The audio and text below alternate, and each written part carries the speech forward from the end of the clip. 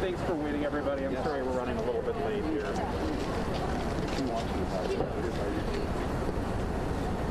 Liz, do you want to be with us? Please. We're going to sneak masks off, and I'll just step in.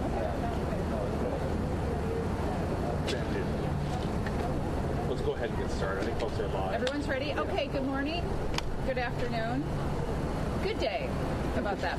Hi, everybody. It is nice to have you here today. Thank you very much. My name is Emily Larson, Mayor of the City of Duluth. It is a solemn day for us here in Duluth, the Day of Remembrance, marking the centennial of the lynching of Mr.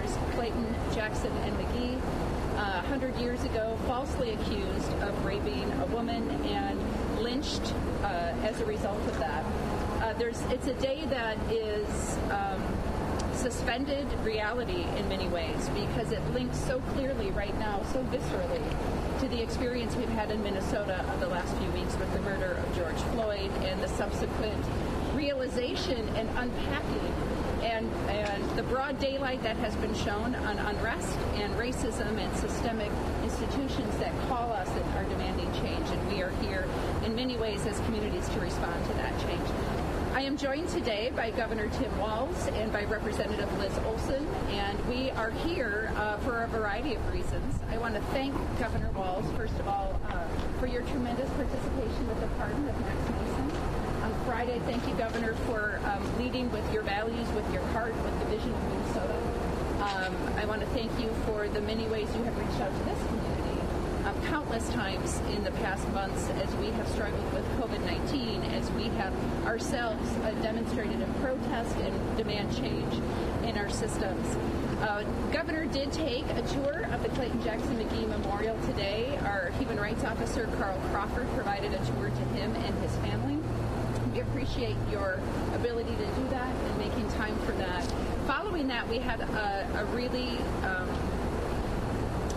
deeply moving and personal conversation with people who are residents of this community, who identify as people of color. They are Black and or Indigenous and or Latinx. They are members of our community, and they shared their very real experiences of living here.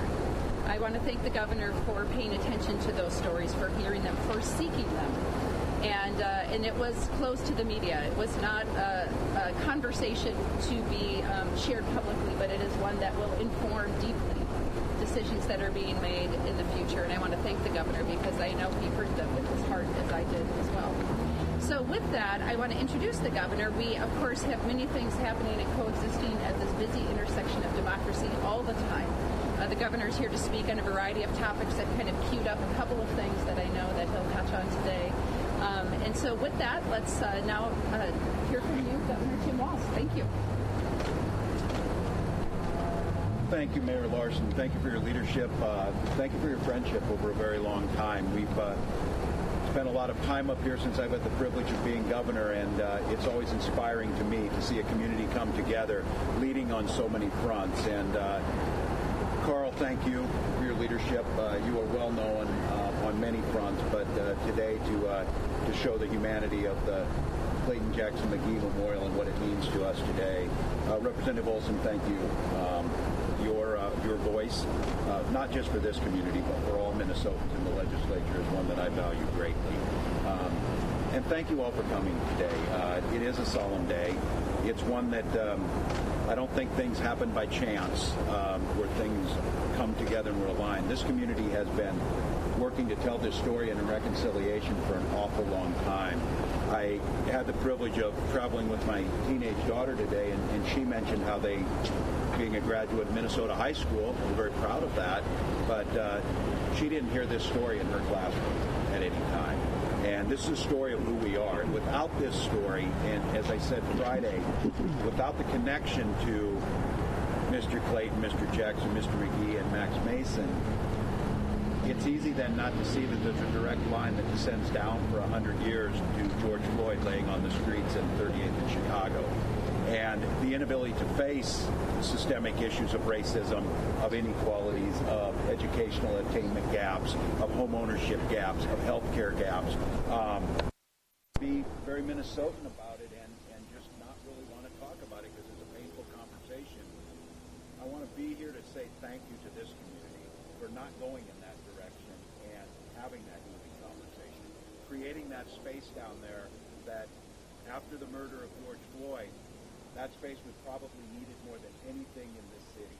And that is because of the vision of people who understood that. So I can tell you that Friday's historic hearing on a posthumous pardon of Max Mason was many years in the making, and in fact we set the timing of it for Friday back in December. And since that time, between COVID-19, the murder of George Floyd, the civil unrest, and what we've seen in Minneapolis, and the soul searching that not just us as a state, but as a nation and a world have been doing, happened for a reason. And a lot of that comes back to this point, comes back to the city of Duluth, a great city, one leading on so many fronts, and one that is leading on the idea that before you can have healing and movement forward, you have to have truth and reconciliation. I say that as someone who has also seen this from the pain suffered in the genocide of our indigenous communities, because every December 26th I would take my daughter down to Reconciliation Park on Riverfront Drive, where 38 Dakota men and boys were executed in the nation's largest mass execution. Those stories inform who we are today. So I am just grateful for the invitation to be here. I am humbled to stand amongst the founders that were down there today, and to hear the stories of everything about how the statues were made, and the looking across that corner to that street post, to starting at the police station, but then to ending upstairs, as the mayor said, a very visceral and painful conversation, one that many times came back to, we need white men to stand up and tell the story. We need to bear witness to what's happening, and a community that's tired of being asked to fix problems that weren't their problem, that were thrust upon them. And I heard that fatigue. I heard the pain in a mother's voice, worried about her 15-year-old. But I heard that sense of promise that we're going to be defined, whether you like it or not. We are going to be defined either by the murder of George Floyd or by how we respond to the murder of George Floyd. And if we choose to respond in a manner that this community decided on the healing that happened down at that memorial, if we choose to make the structural changes necessary, certainly on how we do policing, but how we teach our children, how we value wealth, and the ability to make sure that there is a sense of fairness that goes into how we acquire that. How we cannot accept that Minnesotans are doing right, trying to do everything by COVID-19, but here and across the nation, your chance of getting this virus and your chance of becoming ill or dying by it are much greater if your skin is brown or black. That is simply unacceptable. And the idea that in Minnesota, that I can tell you with great accuracy the educational attainment level, the wealth level, and how long someone will live. If I walk down to that hospital and there's two babies born today and one is white and one is brown or black, I can tell you the difference today with great accuracy because of the structures we put in place. So I'm here to make that commitment along with the legislators in a manner that transcends politics but gets to the heart of the things that can really bring out the best that we have. So I am really grateful. Liz, would you like to say a few words? I'm really grateful you're here. Thank you to the governor and mayor. Thank you for being here today. It's an important day to be in Duluth and to have you here and for your leadership. And thank you to the mayor and to Carl and for allowing me to be here. And I'll just quickly say that Minnesotans should be able to come home safely at the end of the day. And for far too long, that has not been the case. And more than that, Minnesotans need to be able to thrive. And I'm actually going to be jumping off to go into our special session where we have the opportunity to work with what the governor said and put forward some bold and transformative legislation. And in the House CFL caucus, we have been led by our people of color and Indigenous members who have the lived experience, the connections to the communities, and the truth, and they're leading in this moment with over 20 pieces of legislation that we're going to be seeing that the governor has supported. We've centered the voices of Black, Brown, Indigenous people in this moment, and I'm hopeful that we can get something across the finish line that is meaningful and really rises to the moment we're in. So I think Minnesotans are asking that of us, and we need to deliver, and I'm so proud that we have a governor that's willing to call that out and push us to the finish in the city of Duluth to do all of that. So thank you for having me here. Yeah. Please, if you have any questions. Governor Walz, what was it like when you were there? What went through your mind when you looked at that Memorial Day? You know, I mentioned that I was with my wife and daughter today. Several years ago, we went on a pilgrimage by Faith and Politics Institute, led by John Lewis, down to Selma and Montgomery and Birmingham, and walked across the Edmund Pettus Bridge. And I think every time you go there, that sense of reconciliation and healing, and you can feel the power of the moment. And again, I don't think things happen by chance, that this incredibly important memorial, a story that most Minnesotans don't know, in 2020 they don't know, this community knew it, this community told it. I think it's that sense of you can't help but think of the horror of that night. You can't think of the terror that must have gone through those three young men as they were drug out of that jail. But you also, 100 years later, can't miss that this happened for a reason on the heels of the murder of George Floyd. So for me, it possessed the sadness of the failure of what we've done, but the promise of hope, that this is a community that refuses to do the Minnesota thing, Minnesota nice, and just not talk about it. This community insisted that we talk about it.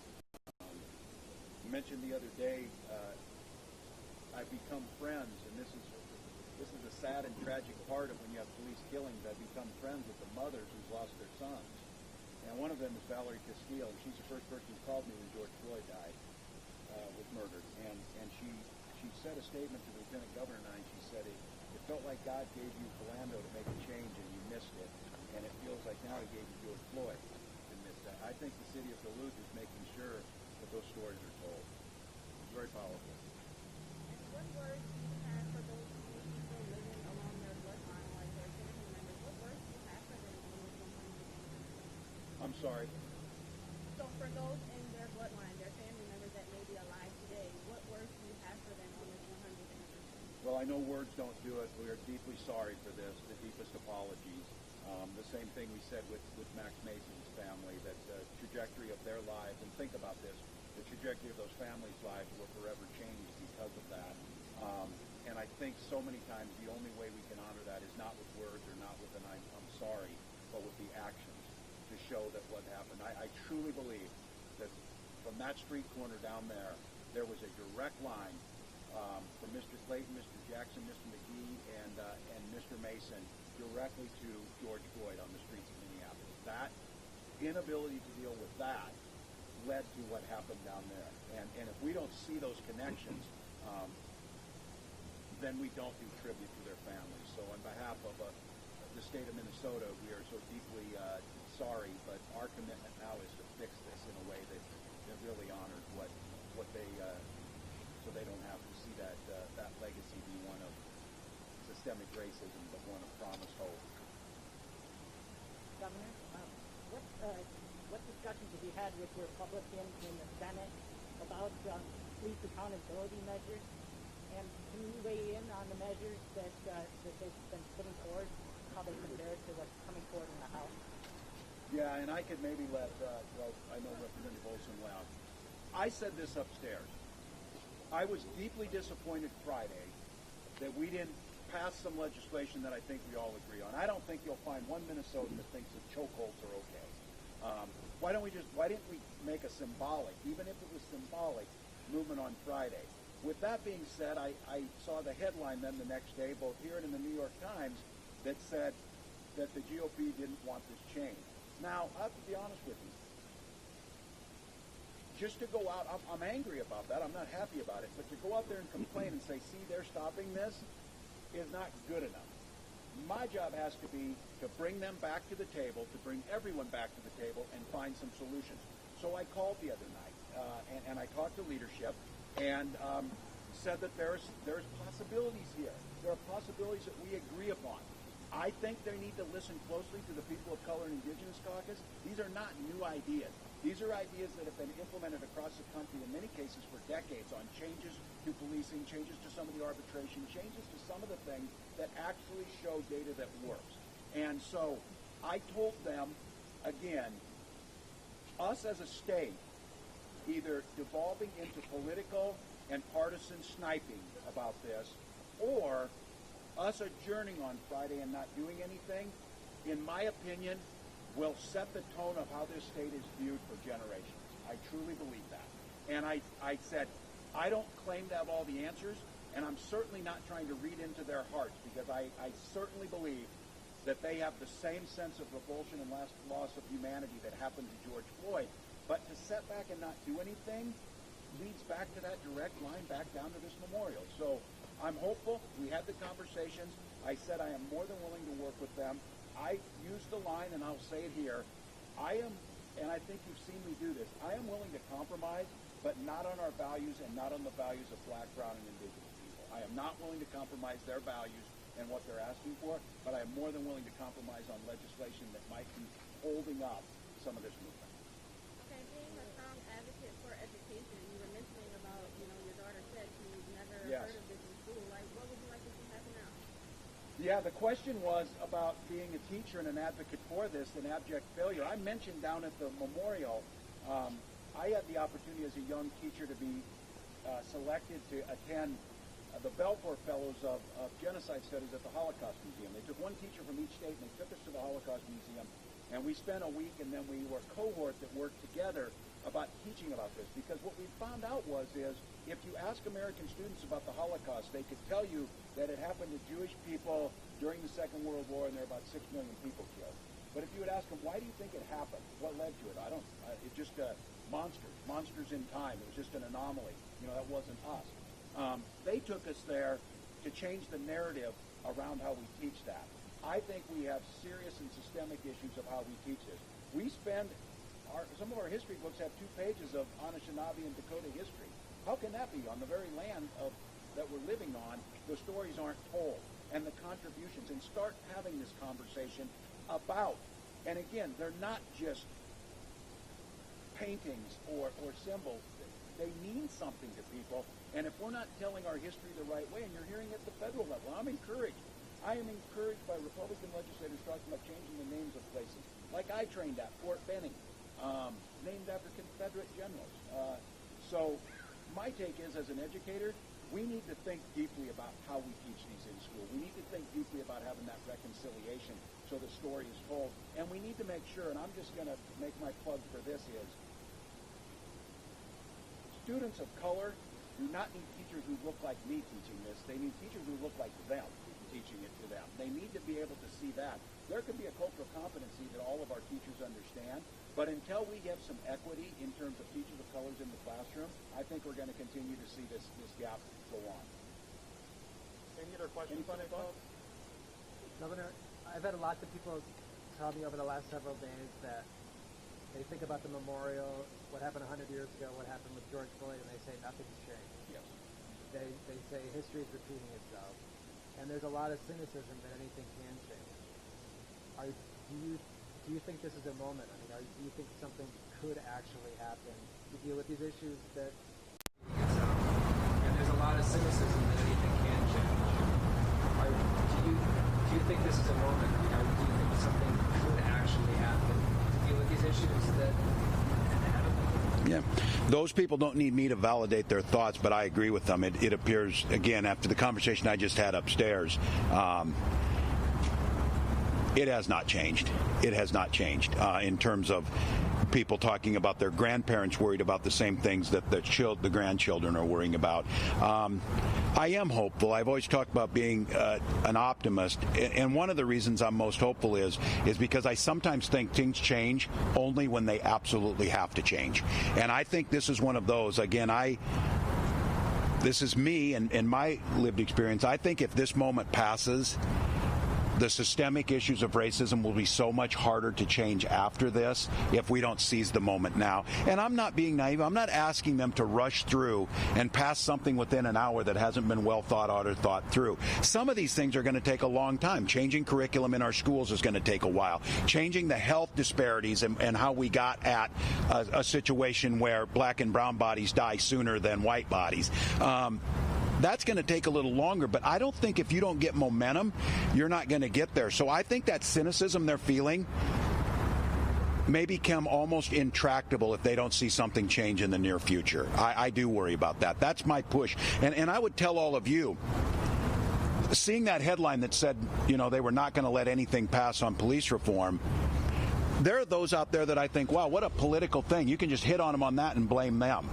I'll tell you what the public is not interested in is finding someone to blame for why things did not happen. And so I said, I'm not going to touch that thing because all that's going to do is make it harder to actually get something done. I want to reel people back in and say, let's do this. And it's not to shame people, and it's not to get an ideology through that I agree with. It's to get things through that people in these communities have been saying will make a difference in their lives for, in many cases, generations. So I remain hopeful. I think my responsibility as governor is to find that ground of bringing people back in.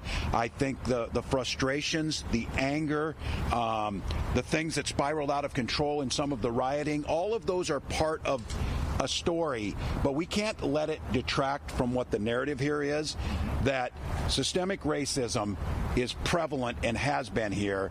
It is causing great pain, and it is holding all of us back from being the type of state that we want to be. And so I hope I can focus them.